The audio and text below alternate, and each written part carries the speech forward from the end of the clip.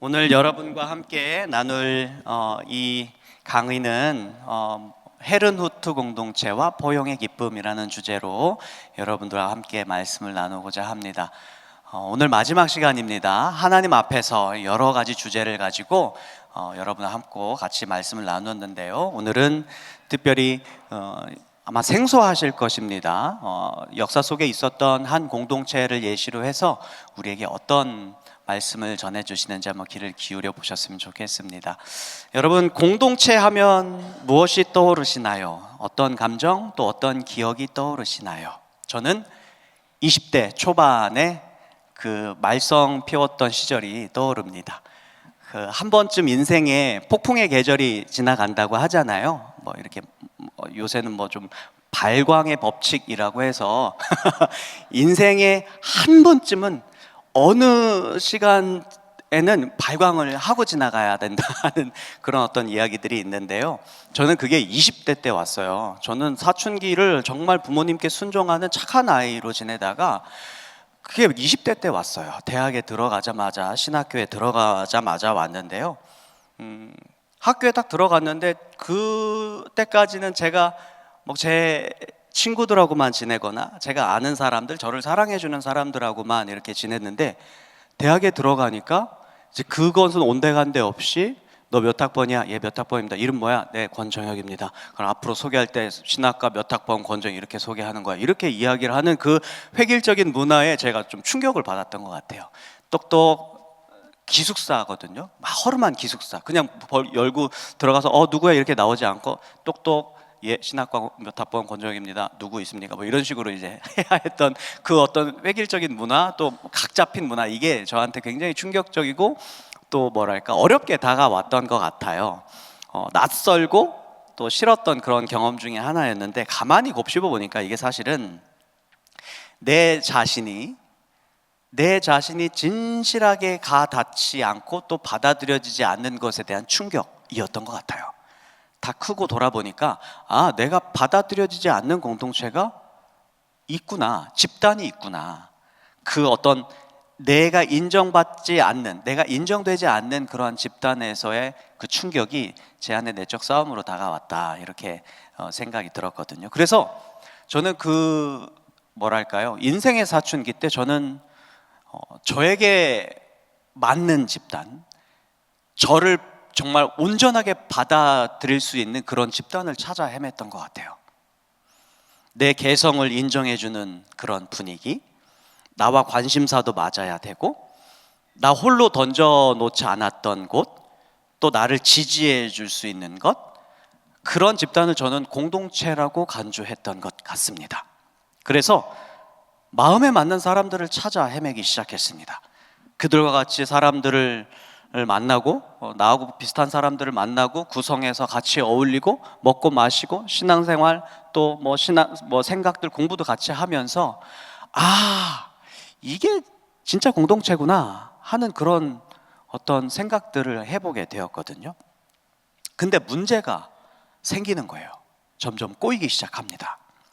같이 먹고 나누고 마시고 같이 지내고 놀고, 이게 언제까지 지속되겠어요?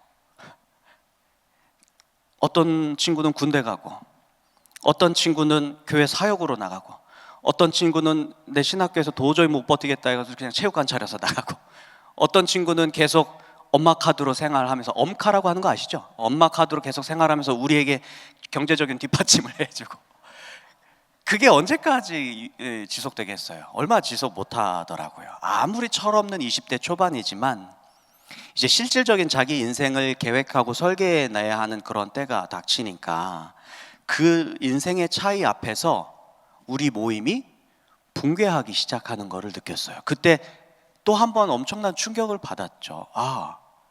공동체? 그거 없어. 그런 거 없어. 다 인생 각자 도생하는 거야 라고 하는 생각이 20대 한 초중반의 그런 어떤 깨달음이 저에게 찾아왔습니다. 아주 사소한 약간의 정서적인 섭섭함 때문에 모임에 균열이 가기 시작하고, 뭔가 우리는 하나야, 뭐 우리끼리 정말 뭔가 새로운 어떤 모임을 만들어야 돼 라고 이렇게 의기투합했던 것들이 정말 사소한 것들 때문에 붕괴하는 것을 경험했어요. 사소한 게 뭐겠어요? 그냥 뒷담화예요. 야, 제가 뭐라고 하더라. 어떤 애가, 야, 쟤는 뭐라고 하던데? 그래, 안 만나. 이렇게 끝나버렸어요.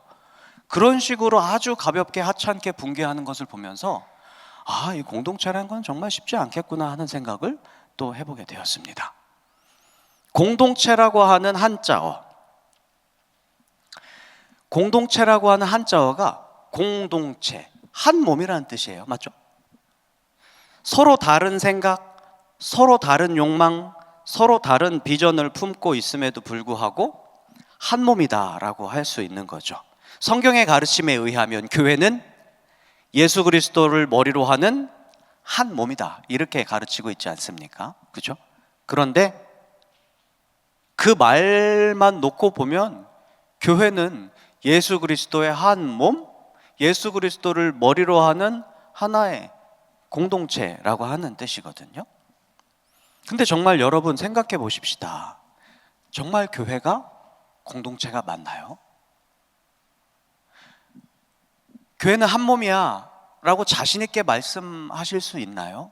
저같이 제 20대 그때 제가 생각했던 것과 같이 공동체 그 다 허상이야, 다 각자 도생해야 돼 라고 하는 생각을 가지고 있는 청년들에게도 아니야, 교회는 한 몸이야 라고 자신 있게 말씀하실 수 있으십니까? 어려워요. 도전적인 거예요. 왜냐하면 다 찢어져 있기도 하고 실제로 놓고 보면 한 몸이 아닌 것 같은 모습들이 우리 안에 너무나 많기 때문입니다. 어렵죠. 비현실적으로 보이기까지 합니다. 우리는 교회가 공동체다 라고 하는 말조차 쉽게 할 수가 없습니다. 책 한 권을 소개해 드리자면 이탈리아 정치 철학자예요. 로베르토 에스포지토라고 하는 사람의 코뮤니타스라고 하는 책인데, 거기는 이 공동체의 어떤 조금 공동체가 어떻게 구성되는지 형이상학적으로 좀 풀어내고 있는 그런 책이기도 한데, 이 책을 보면 공동체를 이렇게, 코뮤니타스라고 하는 말 자체가 코뮌과 무누스라고 하는 말로 이루어져 있다고 이야기합니다. 코뮌이라고 하는 말은 어떤 개성이나 이런 거가 아니라 공통의, 뭔가 공동의 관심사를 의미하고요. 무누스라고 하는 것은 무엇이냐면 어떤 책무, 의무, 그리고 누군가가 선물을 주면 그 선물에 대해서 어떻게 해요? 선물을 딱 받고 그냥 입 싹 닫고 그냥 무시해요? 아니면 그냥 잠적해요? 아니죠. 그 선물을 받았으면 그것에 대해서 뭔가 보답을 하려고 하는 게 우리 인간의 심성이잖아요. 그렇죠? 그 공동체 안에는 그런 공통의 관심사와 함께 뭔가 은혜를 받은 것에 대한 빚을 갚는 마음이 담겨 있다라고 하는 그런 특성이 있다, 이렇게 이야기를 합니다. 다시 말하면 교회로 치면 어떤 내 뜻, 내 마음, 내 욕구로서 존재하는 것이 아니라 어떤 공동의 관심사와 함께 예수 그리스도께서 내게 주신 은혜를 갚아내는 그런 어떤 선물에 대해서 그거를 보답하는 마음으로 모인 공동체, 모임, 이런 뜻을 지니고 있다, 이렇게 해석할 수 있겠죠. 다시 말하면 내 의지, 내 뜻, 내 고집으로 모인 게 아니라 자기 포기로 모이는 공동체가 바로 교회다, 이렇게 말씀드릴 수가 있다는 말씀입니다. 오늘 저는 여러분들과 함께 헤르누트 공동체라고 하는 그런 공동체를 소개해 드리고자 하는데요. 제가 왜 이 공동체를 특정을 했냐면 이 헤르누트라고 하는 이 공동체가 실제로 공동체적인 어떤 면모들, 교회 안에서의 공동체적인 면모를 굉장히 잘 소개해주고 있고 모델이 될 수 있다라고 하는 그러한 마음에서였습니다. 그래서 오늘 두 가지 정도 좀 집중해서 같이 강의에 귀 기울였으면 좋겠다라고 하는 생각이 있는데, 첫 번째는 이 공동체가 어떻게 나됨을 포기하는가, 내 고집이 아니라 어떻게 나됨을 포기하는가. 두 번째는 예수 그리스도께서 가르쳐 주신 것을 찻대고 폿대고 내 지금 상황에 따라서 이렇게 변증하거나 핑계를 대는 게 아니라 어떻게 말씀대로 살아가려고 치열하게 투쟁했는가. 이 두 가지의 방점을 찍고 한번 강의를 같이 나누어 봤으면 좋겠습니다. 헤르누트 공동체는 독일 변방의 하나의 작은 모임이었어요. 이 공동체 공식 이름은 헤르누트 형제단이라고 해서 모라비안 철치라고도 하고, 또 라틴어로 우니타스 프라트룸, 이게 하나 된 형제 뭐 이런 뜻이거든요. 형제회 이렇게 이제 이야기를 하는데, 이 헤르누트 공동체는 공식 교단입니다. 국제국 교단이에요. 우리 교단은 지금 뭐죠? 대한예수교. 그냥 장로교가 아니에요. 대한예수교가 붙어야 돼요. 한국 안에서 장로교로 모이는 그런 교회입니다. 대한예수교. 우리는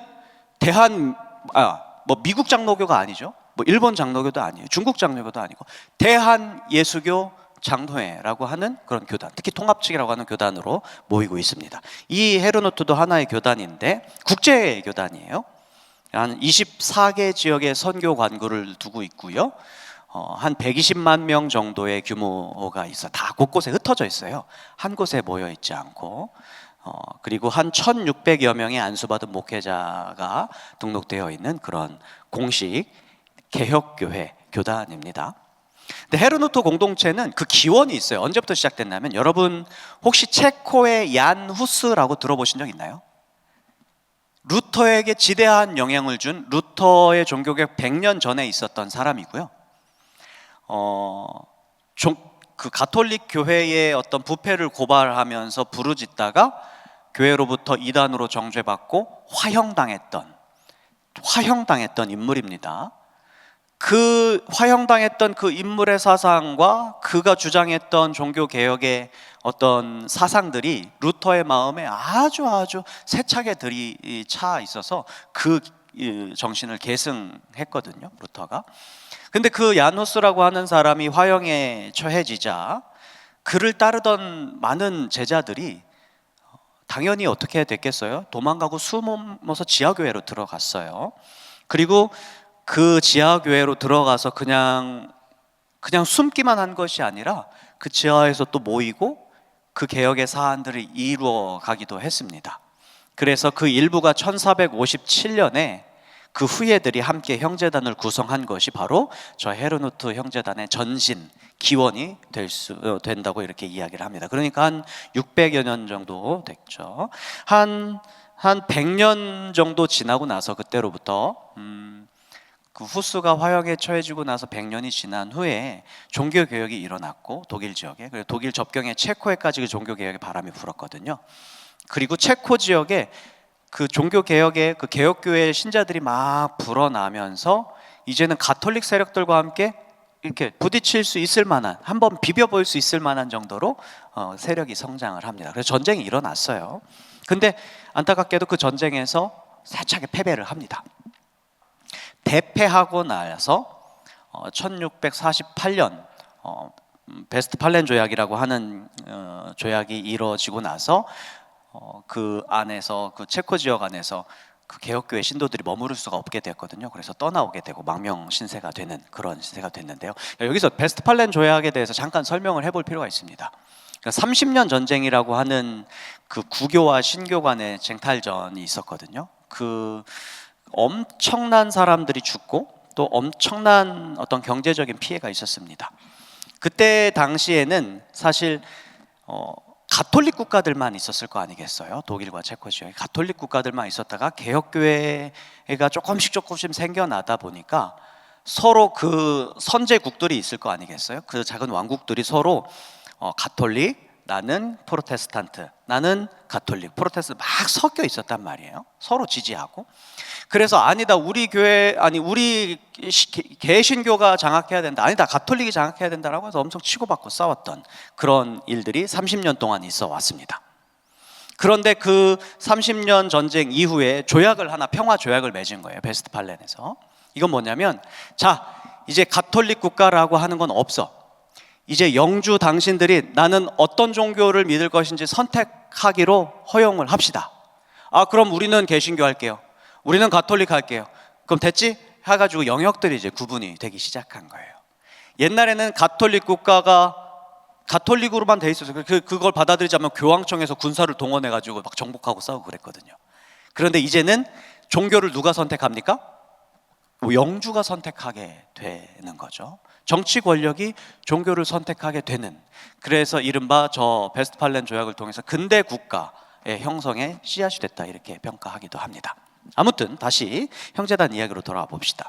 전쟁 패배로 체코 지역에 개신교 성도들이 머물 수가 없었어요. 이 베스트팔렌 조약에 의하면 우리는 가톨릭 국가다, 이걸 명시를 한 거죠. 그러니까 공식적으로 개혁교회 성도들이 그 체코 지역에 머무를 수가 없어서 지하로 또 숨어들고 이주를 하거나 그렇게 했어야 했습니다. 그러다가 1722년에 이 아까 말씀드렸던 그 지하교회 성도들, 모라비안 이 성도들이 이주를 하다가 독일 접경 지역까지 막 떠돌다가 독일의 한 어떤 영지 안에 정착을 하게 됩니다. 베르텔스도르프라고 하는 지역인데요.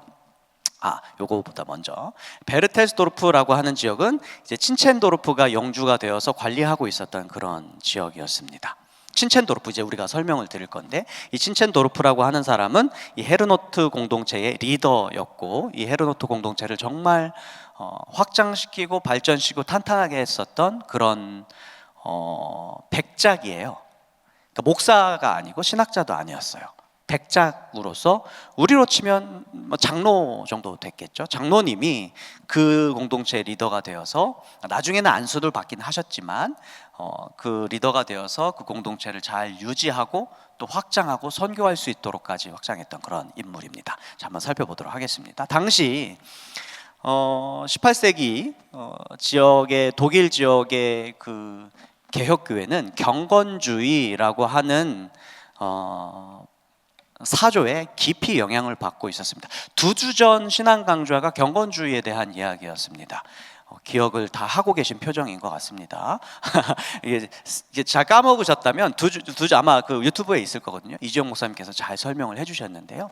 해주셨겠죠. 저는 듣지는 못했지만 아무튼 서로 논의했어요. 어디까지 하시겠어요? 전 여기까지 하겠습니다. 뭐 이렇게 논의는 했었습니다. 경건주의에 대해서 뭐 두 주 전에도 말씀을 나눠드렸지만, 그 당시 16세기 말부터 한 18세기 정도까지 독일 지역을 휩쓸었던 그런 사조입니다. 경건주의는 철저한 교회 갱신 운동이었어요. 자, 독일 지역에 종교개혁이 일어났단 말이에요. 그래서 프로테스탄트 교회가 세워졌어요. 근데 이 프로테스탄트 교회가 다시 교회 갱신 운동을 벌였다는 이야기예요. 이게 무슨 말이냐면, 종교개혁이 일어난 지 200년이 지났는데 교회가 초심을 잃어요. 개혁교회가. 헤르노트 공동체도 이 경건주의 흐름에 있었는데, 초심을 어떻게 잃어버렸냐? 개혁교회가 막 확산되고 가톨릭하고 막 비비고 싸우고 하다 보니까 뭐에 집중했냐면, 막 어떤 그 교회의 어떤 성령의 예배 혹은 살아있고 깨어있는 그런 어떤 신앙생활, 이거보다도 우리 개혁교회의 신학은 이거예요. 우리 개혁교회의 전통은 이것이어야 해요. 우리 개혁교회의 이론은 이거예요. 굉장히 이론화되었어요. 이론적인 신앙, 이성적인 신앙, 교리적인 신앙으로 가득했어요. 왜냐하면 그렇게 해야 가톨릭하고 뭔가 비빌 수 있다고 생각했기 때문이에요. 어쩔 수 없었어요. 왜냐하면 그렇게 되지 않으면 거대한 가톨릭 전통에 어떻게 뭐가를 끼어들어서 사람들을 설득하고 할 수가 없었기 때문이긴 했어요. 그런데 문제는 뭐냐면, 모든 전반적인 교회 분위기가 그러했어요. 설교도 그러했고, 글쓰기도 그러했고, 예배도 그러했고, 모든 가르침도 그러했어요. 뭔가 막 뜨거운 성령의 움직임이 아니라 교리, 딱딱함, 우리가 믿는 바, 이것만 계속 줄줄 암기하는 그런 형식의 신앙생활이 있다 보니까 교회가 점점 경직되기 시작했던 거죠. 그런데 대표적인 인물들이 있었습니다. 이 사조들을, 이론적이고 교리 중심의 형식주의에 빠져들었던 이 종교개혁 이후의 200년의 시간들을 보통 교파주의라고 이렇게 이야기를 합니다. 이 교파주의, 이렇게 교회가 돼서는 안 된다라고 주장했던 사람들이 요한 아른트, 그리고 필립 야콥 슈페너, 그리고 헤르만 프랑케라고 하는 사람이죠. 이런 교파주의 마당에다가 큰 돌 하나를 쿵 떨어뜨린 사람들이에요. 이 교회가 이러면 안 된다. 교회는 다시 갱신돼야 된다. 철저히 갱신돼야 된다라고 주장했던 사람들입니다. 특히 저 두 번째 슈페너라고 하는 사람의 설교집 서문에 경건한 열망이라고 하는 책에 6가지 교회 갱신 프로그램을 주장했었습니다. 첫 번째부터 한번 읽어볼까요? 시작. 성서 연구에 전념할 것. 다시 말하면 성서 연구를 안 했다는 거예요. 성서 연구 안 하고 뭘 연구했겠습니까? 교리를 연구했겠죠. 교리 연구 말고 우리 진짜 성경 보자. 이게 종교개혁 정신 아니냐? 성경으로 돌아가자. 두 번째 읽어봅시다. 시작이요. 만인 제사장설의 구체화. 저게 뭐냐면 우리는 교황주의 이거 비판하고 나온 우리 신앙인들 아니냐. 교회 안에 이 신분의 고저가 어디냐. 우리는 다 예수 그리스도 안에서 한 몸이다. 이걸 이야기했었습니다. 세 번째 읽어보겠습니다. 시작. 이론보다는 실천 강조. 그러니까 신앙생활 여러분 머리로 하십니까? 여기 지금까지 신앙생활 하셨던 분들 머리로 하신 분들 없으실 거예요. 여기 나와 계시고 새벽에 또 주일에 또 평일에 계속해서 교회를 붙잡고 기도하시고 교회를 사랑하면서 기도하시고 증거하시고 삶 속에서 증거한 모든 것들이 사실 어떻게 보면 실천하고 맞닿아 있는데 그게 무너지면 사실 신앙생활 아닌 거잖아요. 그래서 이론보다는 실천을 강조했어요. 이거 당연한 얘기인데 저 당연한 얘기를 경건주의자들이 했었던 거예요. 왜냐하면 무너져 있었으니까. 네 번째 읽어보겠습니다. 시작.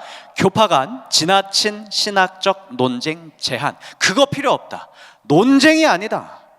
논쟁이 아니고 우리 신앙이 깨어나는 거가 중요하다. 우리 신앙이 갱신되는 게 중요하지 논쟁이 아니다. 이렇게 이야기했었습니다. 다섯 번째 읽어봅시다. 경건 실천에 초점을 둔 신학 수업. 신학교도 갱신돼야 된다. 신학교가 논쟁의 장이 되면 안 된다. 신학교는 경건을 실천하는 훈련의 장이다라고 이야기해서 신학교의 갱신도 추구했습니다.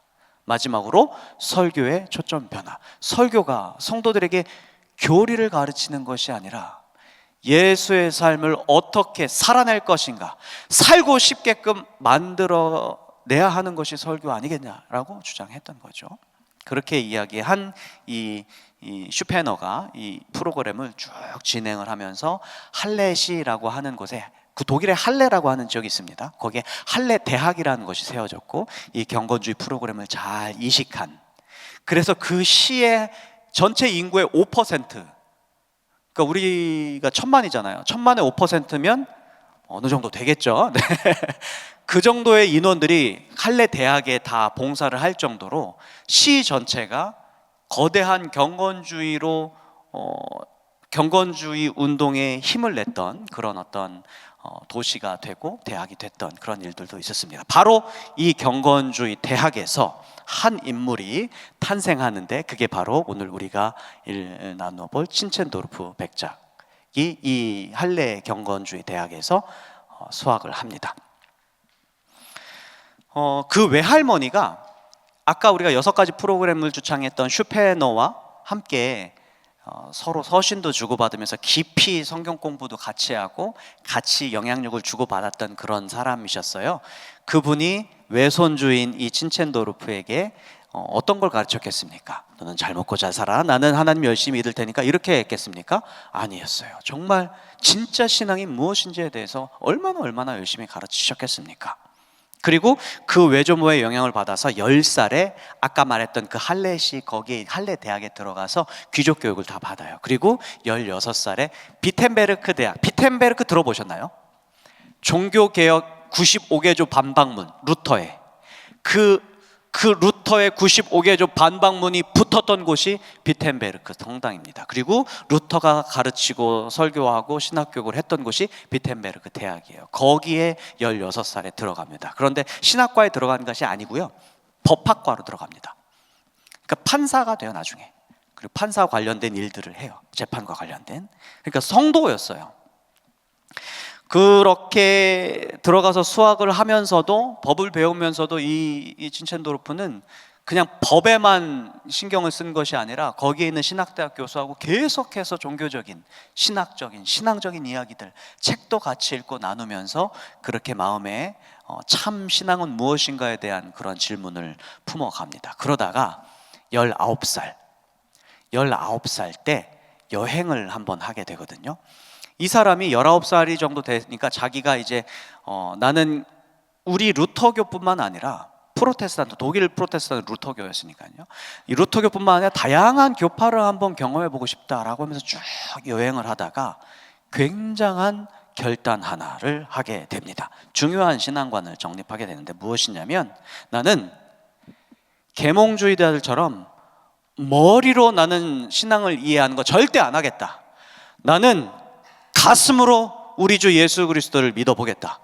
나는 그렇게 신앙생활을 하겠다라고 하는 결단을 하게 됩니다. 그리고 그 여행 중에 그림 하나를 보면서 이렇게 결단하는데, 이 그림은 독일 뒤셀도르프에 있는 회랑 이탈리아 화가 도메니코 페티가 그린 예수님의 순환상이라고 하는 그림입니다.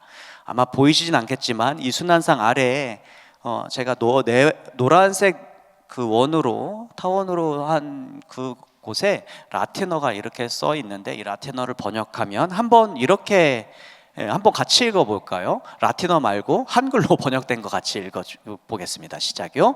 나는 너를 위해 목숨을 버렸건만 너는 나를 위해 무엇을 해왔느냐. 예수님께서 순환을 당하시는 이 그림 보면서 이 라틴어가 친첸도르프 몸에 딱 꽂힌 거예요. 나는 널 위해 목숨을 버렸는데 넌 날 위해 무엇을 하느냐. 친첸도르프가 이 그림 앞에서 이렇게 고백을 했다고 합니다. 오랫동안 주님을 사랑했지만 주님을 위해서 아무것도 행한 것이 없습니다. 앞으로는 주님이 이끌어 가신다면 내 뭐든 하겠습니다. 이렇게 결단을 하죠. 소명을 받은 거예요. 소명이라고 하죠. 주님하고 인격적인 시선이 딱 마주치니까 소명을 받게 되고, 내가 무엇이든 하겠습니다 라고 결단하게 됩니다. 그리고 그 여행을 마치고 21살에 법사위원, 드레스덴 궁중의 법사위원으로 근무를 하게 되면서 자신의 영지에다가 베르텔스도르프라고 하는 영지에다가 경건의 모임을 만듭니다. 베르텔스도르프는 독일 저우측, 저기는 그쵸, 저우측 중반 하반에 지금 작센주인데요. 저기가 체코 접경이죠, 한마디로. 그러니까 저기다가 경건의 모임을 만들게 됩니다. 그런데 이 경건 모임은 귀족들만 모이지 않았어요. 귀족도 모였고 상인도 모였고 의사도 모였고 그 수공업자들도 모였고 심지어 여성들도 함께 모여서 다 같이 모여서 찬양하고 성경 말씀 보고 기도하고 하는 그런 성경 공부 모임을 만들게 됩니다.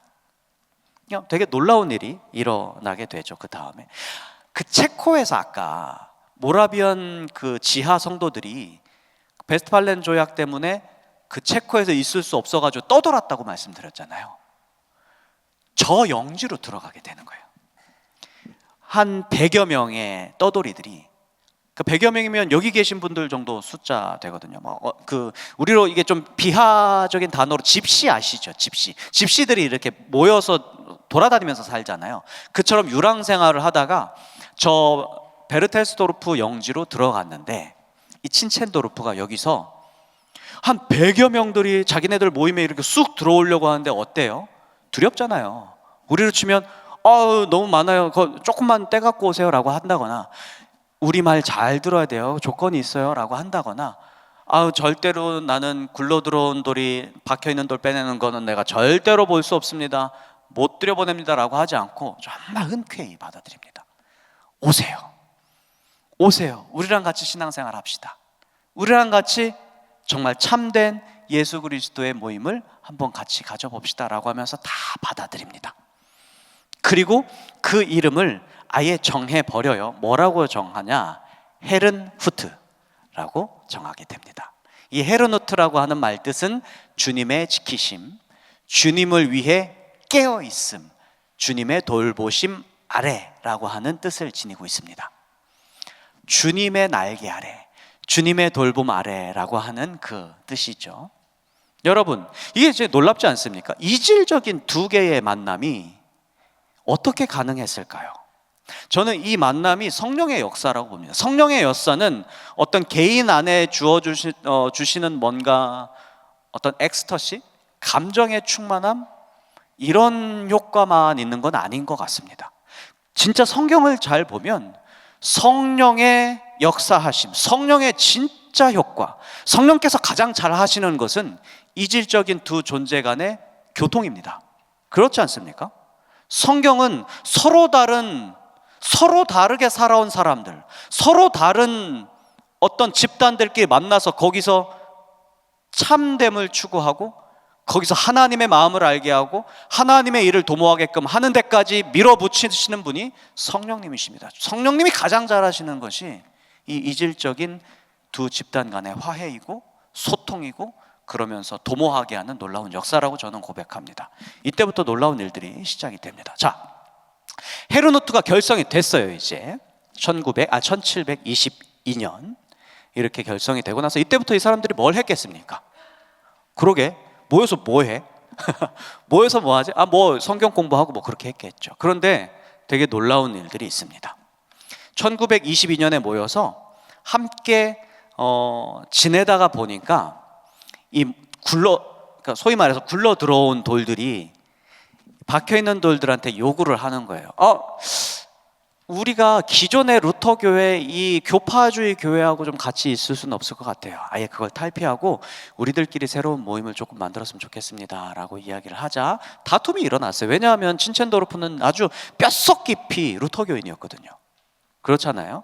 뼛속 깊이 루터 교인이었어요. 그런데 이 사람들이 같이 공동체가 돼서 뭔가 같이 모이고 하다 보니까 너무 루터 교회 제약이 많은 거예요. 그래서 빠져나와라 라고 이야기를 하자 친첸도르프가 막 저항을 하고 더 서로 조금 다투다가 결국에는 같이 합력을 해서 우리가 그러면 빠져나와서 그 베르텔스도르프 영지는 그대로 두고 좀 다른 곳에 와서 우리 공동체 모임 만들자 해가지고 모임을 만듭니다. 그런데 그렇게 해서 이제 친첸도르프가 이제 우리 모임을 만들었으니까 모임에 규약이 조금 있어야 되겠다라고 하는 규약을 만들고 거기에 그 헤르누트가 제시한 규약에 응답을 해서 그 공동체가 자, 우리는 이러한 모임으로 모이겠습니다라고 하는 정관을 만들어요. 그게 바로 헤르누트 형제 협약입니다. 총 41개의 조항을 요구했어요.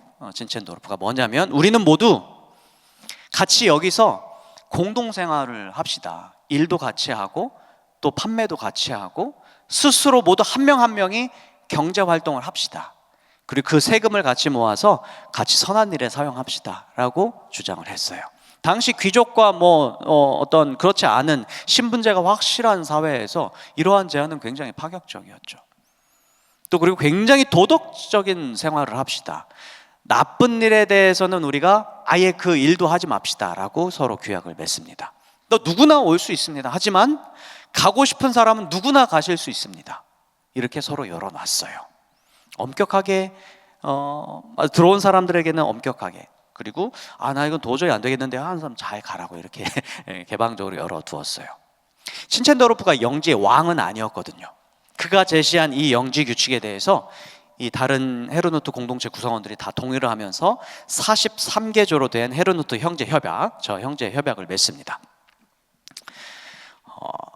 그 형제 협약의 내용은 이겁니다. 우리는 하나님이 세우신 공동체, 하나님의 작품이며 우리는 복음의 순수함과 받은 은혜를 영원히 간직하도록 하겠습니다.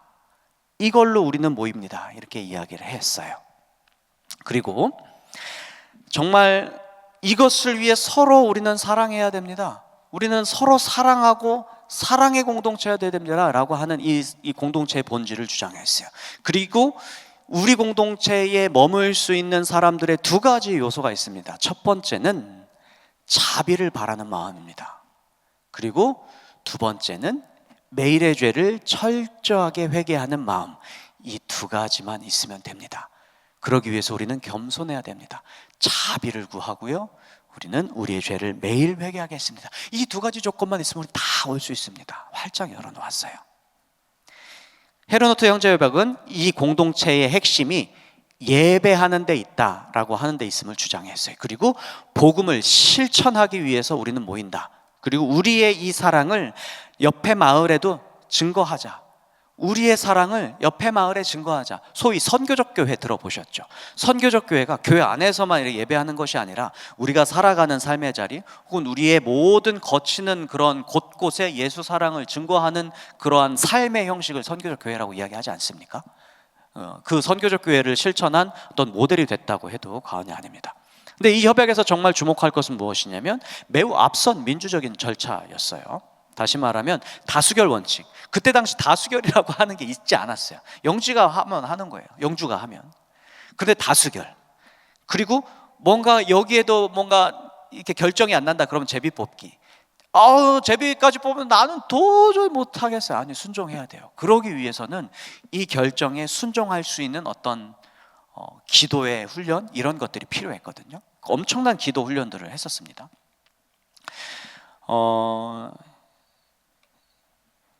요거는 나중에 보고요.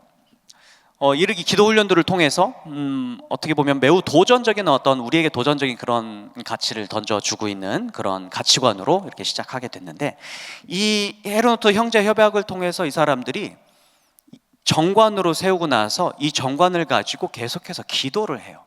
이 정관을 가지고 계속해서 기도를 해 나가는 가운데 한 석 달 정도 뒤에 같이 기도하는 이 기도 모임에 어떤 집단적인 성령 체험 임재 사건을 경험합니다. 서로 그 글씨를 제가 그 원문을 한번 가지고 왔는데 제가 한번 읽어드리겠습니다. 1727년 8월 13일 우리는 모두 그리스도의 피를 통한 화해의 말씀에 커다란 감동을 받았다.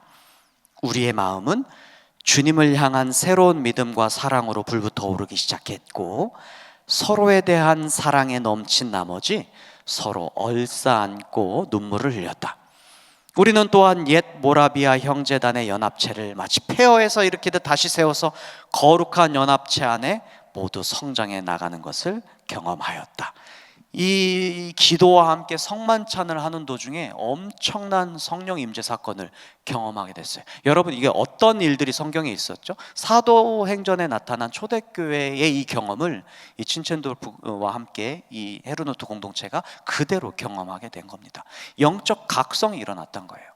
기도와 또 성만찬과 말씀을 통해서 성령의 임재 사건을 경험하다 보니까 이러한 영적 갱신을 통해서 우리가 무엇을 해야 되겠다, 우리가 어떠한 일치감을 통해서 어떤 사명을 이루어 나가야 되겠다라고 하는 것을 경험하게 됩니다.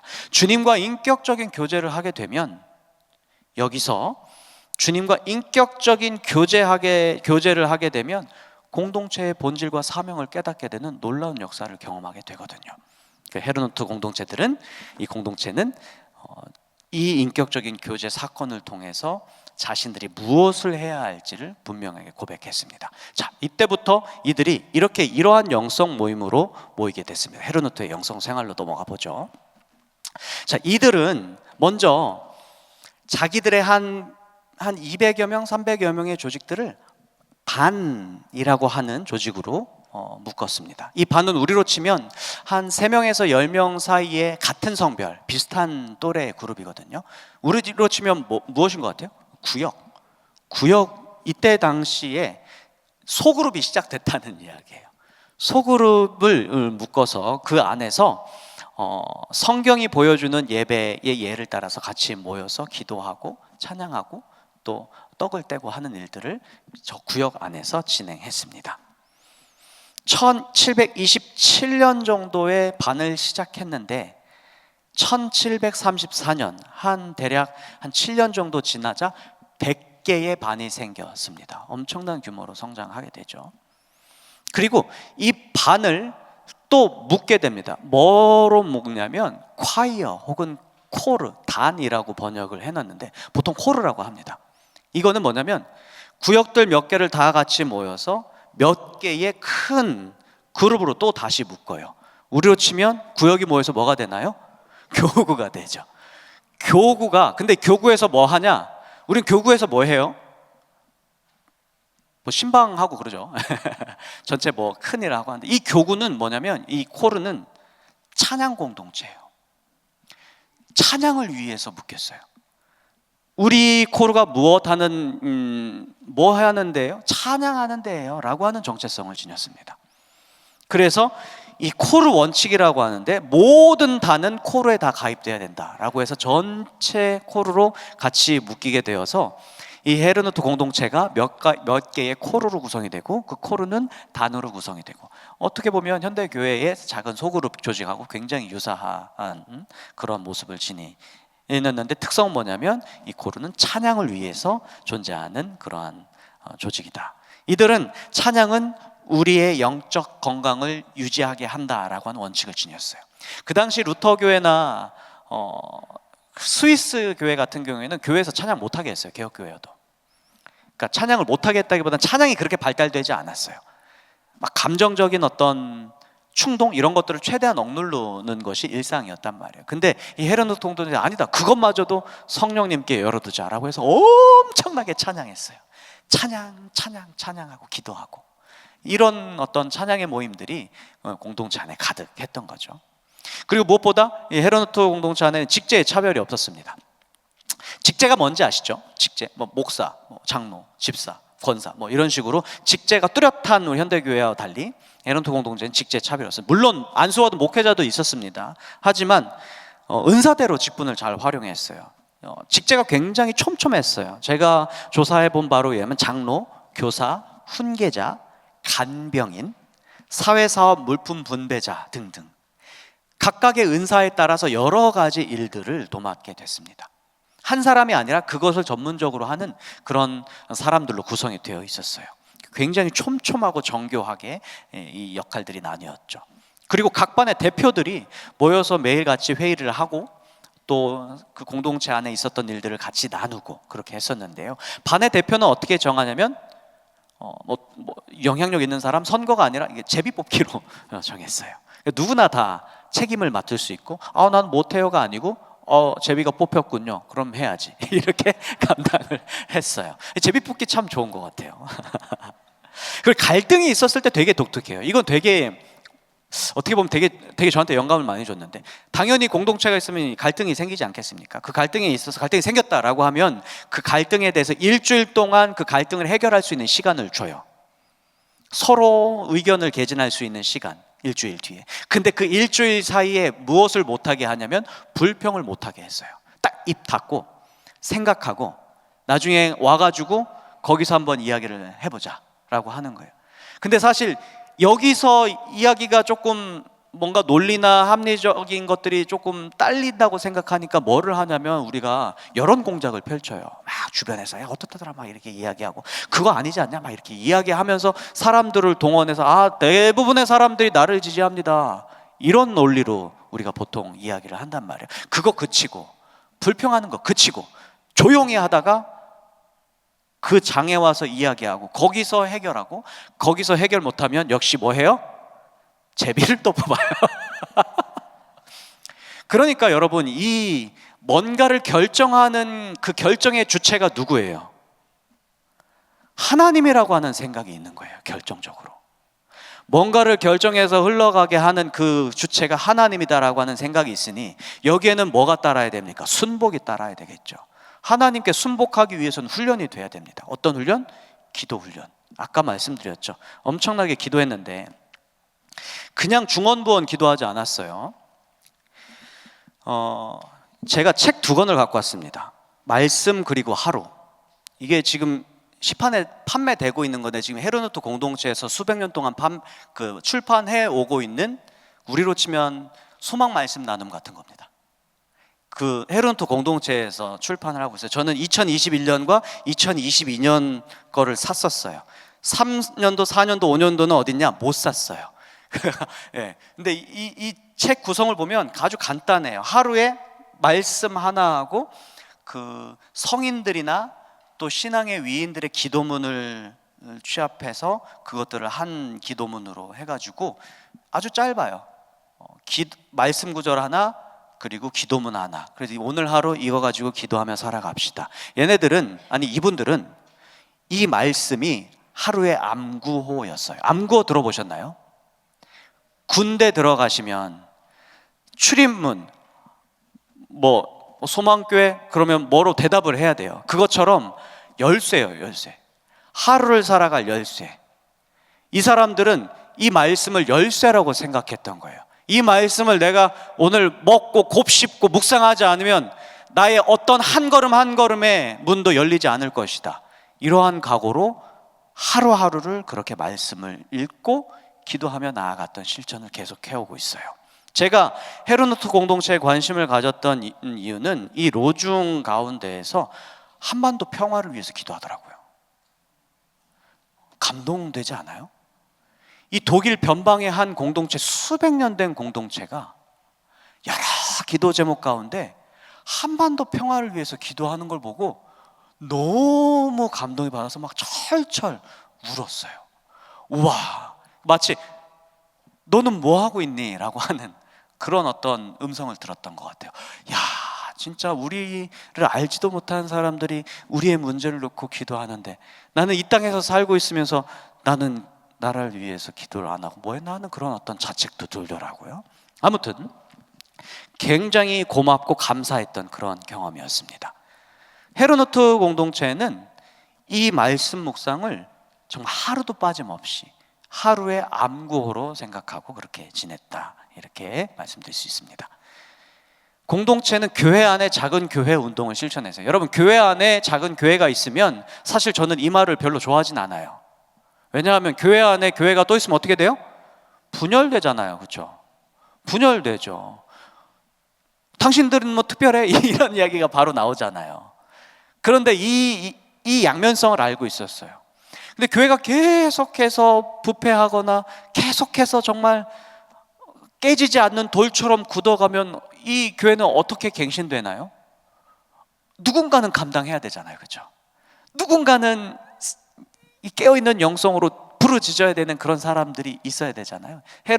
친첸도르프는 이 두 가지를 다 알고 있었어요. 우리 교회 안에 교회는 하나 되어야 된다, 한 몸이다. 근데 누군가는 깨어서 기도해야 된다라고 하는 것을 알고 있었어요. 결국에 루터 교회가 하도 이상하니까 막 찬양하고 기도하고 막 성만찬하고 직제 무너뜨리고 자기네들끼리 모이고 일도 자기네들끼리 하고 귀족 신분제 다 무너뜨리고 질서 어지럽히는 것 같은 그런 느낌이 드니까 친첸도르프를 독일 루터교에서 추방시켜요. 한 10여 년 동안. 물론 다시 이제 안수받고 들어왔지만 추방시키는 그런 일도 있었지만 친첸도르프는 계속해서 루터교를 우리랑 다른 썩은 교회라고 생각하지 않고 같이 모여서 우리 같이 하나님의 일을 도모합시다라고 하는 어떤 생각들을 계속해서 가졌습니다. 그래서 결국에 1749년 영국에서, 제가 적어드렸죠, 1749년 영국 의회에서 교단을 승인합니다. 이렇게 이야기합니다. 모라비아는 옛 종교개혁 전통으로부터 온 곳이며 개신교에 속하는 감독교회이다. 감리교회다. 우선 감리교회 안으로 포섭을 한 거란 말이죠. 그런 이후에 이제 계속 어떤 교단적인 어떤 안정화 작업들을 하게 되는데 오늘은 거기까지는 보지 않고 초기에 대한 이야기만 할 겁니다. 아무튼 루터교를 포용하는 것을 넘어서 다른 교파들과의 연합을 통해 선교 사역들을 감당했었던 일들을 진행합니다. 자, 교회 제도 안에만 머물지 않았어요. 이 헤르누트는 교회 안에서, 공동체 안에서 행복해, 우리끼리 하면 너무 좋아, 정말 우리끼리 이렇게 지내니까 정말 행복해, 여기만 머무는 것이 아니라 바깥으로 또 나가기 시작했어요. 선교 사역을 감당했다는 거죠. 원래 모라비안들이 떠돌이였다고 말씀드렸잖아요. 이 친첸도르프 핵심 구성원들이 떠돌이였습니다. 수백 년간 모진 종교적 박해를 다 견딘 사람들이었어요. 얼마나 그 정신이, 그 정신적인 그 준비 태세가 얼마나 탄탄했겠습니까? 그렇죠? 모든 순례의 여정에 굉장히 익숙했어요. 하나님이 보내시면 나는 간다라고 하는 그런 마음이 이들 가운데 있었어요. 선교에 특화되어 있었다는 말이죠. 엄청난 핍박이. 근데 그 1731년에 친첸도르프가 이 덴마크 왕 즉위식에 방문을 하게 되는데, 거기서 그린란드, 그 캐나다 위에 그 알래스카 땅 있잖아요. 그 혹한의 그 땅에서 온 선교사들이 선교 사역을, 그 서약을 하는 걸 보고 충격을 받아요. 어머나, 저렇게 척박한 땅에도 예수 믿는 사람들이 있었네, 예수를 증거하는 사람들이 있었네, 이 충격을 받고 공동체 안에 들어와서 이 이야기를 증언해요. 같이 예배드리다가 우리도 선교사역 감당하고자 하는데 혹시 갈 사람 있습니까? 라고 물어보니까 2명이 저요 라고 손을 드는 거예요. 공동체 안에서. 여러분, 성경 안에서 혹시 이 장면 보신 적 있으십니까? 안디옥 교회가 바울과 몇몇을 파송할 때 저요 성령이 보내셔서 파송하게 되는 일들이 있습니다. 이 사람들이 어디로 파송을 받았냐면 서인도 제도, 그러니까 뭐 도시로 간 게 아니에요. 그 농장으로 갔어요. 농장. 그런 데로 가서 제가 가겠습니다라고 흑인 노예를 위한 선교 사역, 카리브 지역의 해역에 노예를 위한 선교에 헌신하게 됩니다. 독일에 유명한 역사가가 있거든요. 이 역사가가 뭐라고 이야기하냐면 헤르누트 선교는 독일 개신교 안에서 최초로 일어난 자발적인 선교 운동이다, 이렇게 역사적인 평가를 내립니다. 엄청나게 중요한 분기점이었어요. 이 교단 파송 선교사는 교단에서 경제적 지원도 잘 받고 어떤 품위를 유지하거나 선교를 잘 할 수 있도록 조건을 마련해 주잖아요. 헤르노트 선교사들은 그렇지 않았어요. 뭐로 갔냐? 그냥 일하러 갔어요. 노동비자 받고, 거기서 일하는 중에 선교하고, 농장에서 일하면서 선교하고, 흑인들하고 같이 노예에서 일하면서 선교하고 했었던 그 자발적인 선교 사역을 감당했었습니다. 그래서 당연히 부유했을까요? 엄청나게 가난하게 지냈다고 해요. 엄청나게 가난하게 지내고 엄청나게 척박하게 지냈다고 합니다.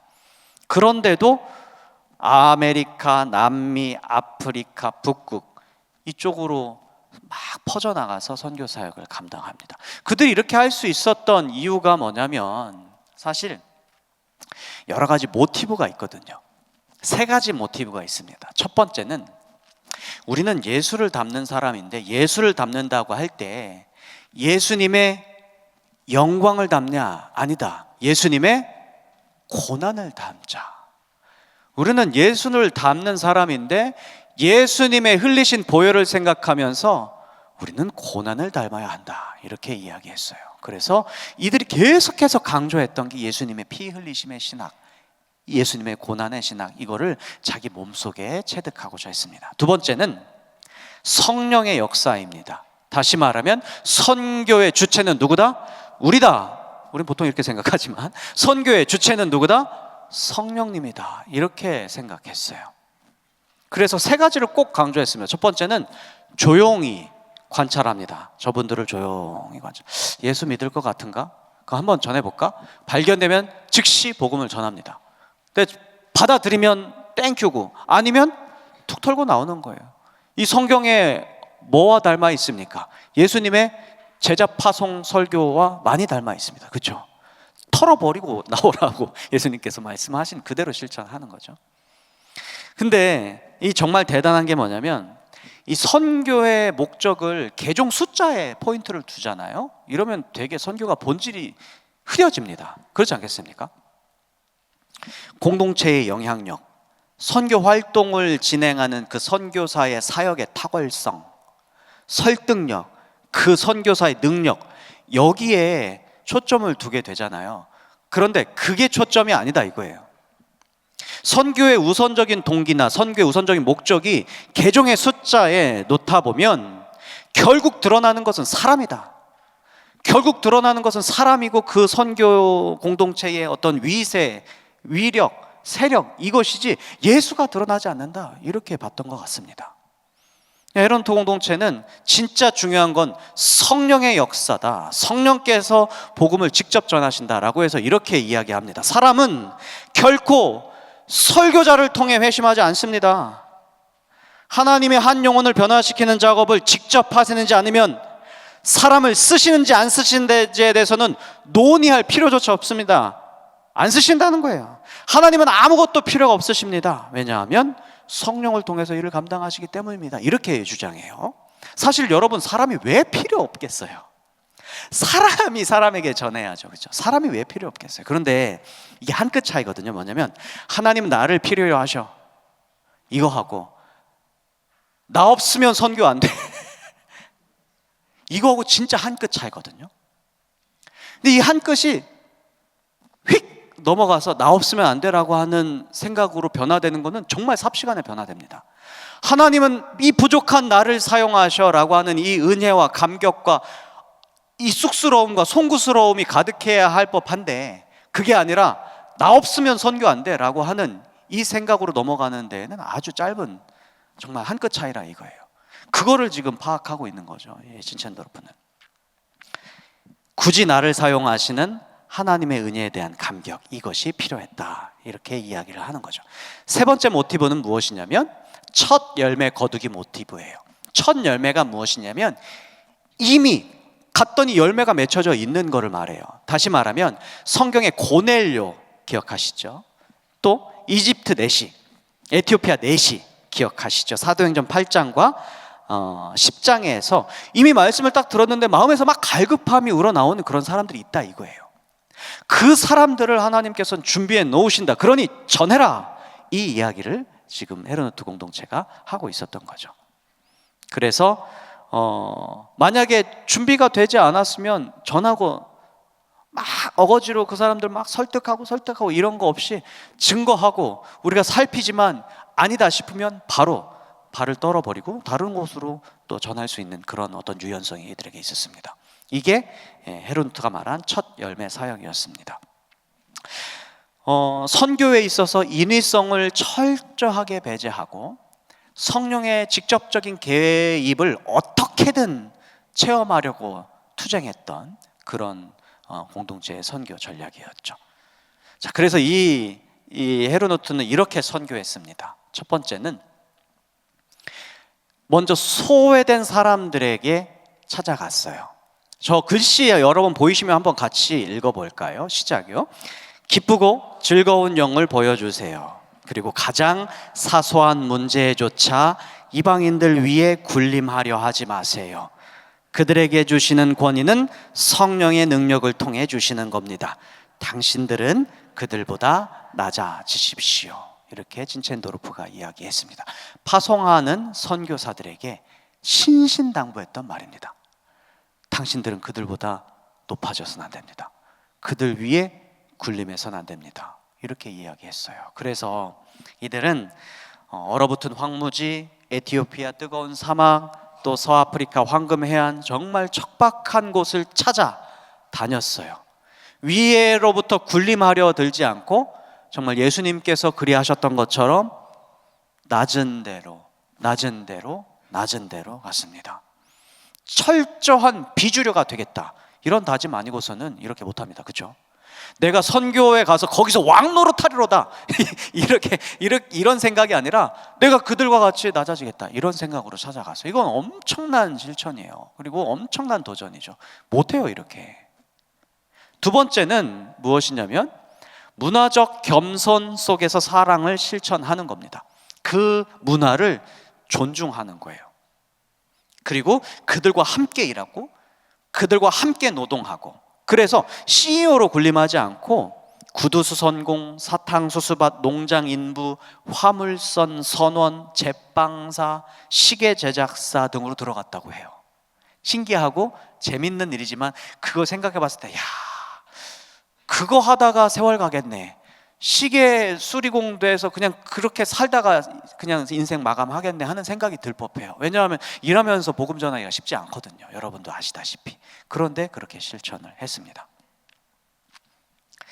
이들에게 신신당부하면서 세 가지를 바라볼 것을 주문했습니다. 세 가지를, 여러분들은 세 가지를 꼭 바라봐야 됩니다. 한번 읽어볼까요? 첫째, 당신 자신이 얼마나 비참한지 그 비참함의 깊이를 바라보십시오.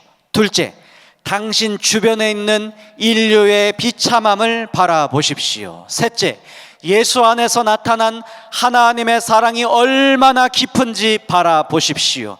그러면 당신을 비우고 인간을 향한 연민이 가득해지면서 하나님의 위로를 그 영혼들에게 전할 수 있을 것입니다. 당신의 비참함, 내 이웃의 비참함, 하나님의 사랑의 깊음을 바라보십시오. 그러면 겸손해질 것입니다. 이 얘기죠. 이 두 번째, 이 문화적 가치를 존중하면서 세 번째는 문화와 선교의 민간 사안을 조화롭게 하기였어요. 이건 사실 현대 선교는 좀 적합하다고 보진 않다고 보는 의견이 많아요. 왜냐하면 우리나라 선교사들도 우리나라 정치에 개입을 했어요, 안 했어요? 안 하는 척 했지만 정말 깊이 개입했어요. 우리의 문화를 바꾸려고 얼마나 노력했을까요? 여러분, 애주가가 아니고 금주가 들어보셨나요? 아마 권사님들께서는 어렸을 때 금주가 불러보신 분도 계실 거예요. 한 1920, 30년도에 계셨던 분들은 계실 거예요. 그때 선교사님들이 우리나라 대한민국에 술을 너무 많이 먹는 거예요. 말술을 먹어서, 술을 너무 많이 먹어서 금주가, 찬송가를 지어서 그걸 부르게 했어요. 어린 애들한테까지. 어린 애들도 막 불러요. 술 먹지도 않는 어린 애들. 근데 어린 아이들도 막 담배 피고 막 그랬다고 해요. 옛날 기록도, 선교사 기록 보면. 그러니까 너무 만연했다고 해요. 그러니까 깊이 문화부터 바꾸기 위해서 선교사들이 깊이 개입했어요. 근데 헤르노트 선교사들은 그렇게는 하진 않았다고 해요. 아마 지금에 와서는 저 헤르노트 선교사들의 선교 방법론이 적합하다고 보지는 않을 거예요. 왜냐하면 사람이 그냥 신앙만 바뀐다고 해서 삶이 바뀌지 않잖아요. 문화 체계부터 올바로 해야 우리가 바뀌지라고 해서 선교를 한다고 보면 그 지역의 문화, 그 지역의 어떤 사고 구조, 교육 이런 것까지 깊이 침투, 더 깊이 개입하려고 하긴 하는데요. 아무튼 헤르노트 선교사들은 그 문화를 제거하거나 그 문화 위에 군림하려고 하는 것이 아니라 우리도 같이 낮아진다, 이 정책을 고수했기 때문에 아마 그랬던 것 같습니다. 자, 이쯤에서 강의를 마무리 짓고자 하는데요. 여러분, 서두에 공동체란 자기 포기를 힘입어서 존속한다 이렇게 말씀드렸잖아요. 예수님도 마찬가지입니다. 예수님도 자기 포기, 자기를 포기하고 십자가를 짊어질 때 그때 내 제자가 된다 이렇게 말씀하셨습니다. 그런데 우리가 교회로 서고 교회가 구성되고 뭔가 집단이 서고 탄탄해지고 견고해지면서 뭐가 생기냐면 내 스타일, 내 전통, 내 위주, 내 것, 내 고집, 내 의도, 내 주도권, 이런 것들이 꼿꼿하게 세워져 가는 것을 여러분들도 경험하실 겁니다. 이걸 보고 정체성이라고 하죠. 내 정체성. 이게 딜레마예요. 나를 포기하면 쟤네가 지들이 교회라고 이야기할 텐데 그럼 나도 포기 못하지 이렇게 되기 때문에 포기 못하는 것들이 우리의 정체성이에요. 하지만 진짜 교회가 공동체가 되기 위해서는 이 자기 포기 정신, 그리고 우리에게 십자가를 짊어지시는 그 예수님의 던지시는 예수님의 십자가, 이것을 짊어지는 자세가 우리에게 필요한 것 같습니다. 이것이 공동체 앞에서 우리가 지녀야 하는 참 자세라고 저는 고백합니다. 예수님께서 제자를 부르실 때 하셨던 말씀을 같이 읽고 오늘 강의를 마무리하겠습니다. 같이 읽겠습니다. 이에 예수께서 제자들에게 이르시되 누구든지 나를 따라오려거든 자기를 부인하고 자기 십자가를 지고 나를 따를 것이니라. 아멘. 기도하겠습니다. 하나님, 부족하고 연약한 우리를 주님의 몸된 교회로 부르시니 감사드립니다. 주님께서 우리 가운데 성령으로 임재하시고 또 주님의 시선을 바라보게 하셔서 우리의 욕심과 우리의 의도, 나 됨을 포기하고 주님 앞에서 주님께서 짊어지라고 하신 그 십자가를 짊어지고 우리의 사명을 감당하는 소망교회가 되게 하여 주시옵소서. 예수님처럼 사랑하고 예수님처럼 희생하고 예수님처럼 선한 마음으로 우리에게 주어주신 양들을 돌보며 우리에게 만나라 하신 사람들과 관계를 맺는 그러한 참 제자로서의 삶을 살아갈 때 소망교회가 주님께서 원하시는 그러한 교회가 될 줄 믿습니다. 그러한 교회 공동체가 되기를 꿈꾸오니 주님, 우리의 마음을 다시 한번 새롭게 하여 주시옵소서.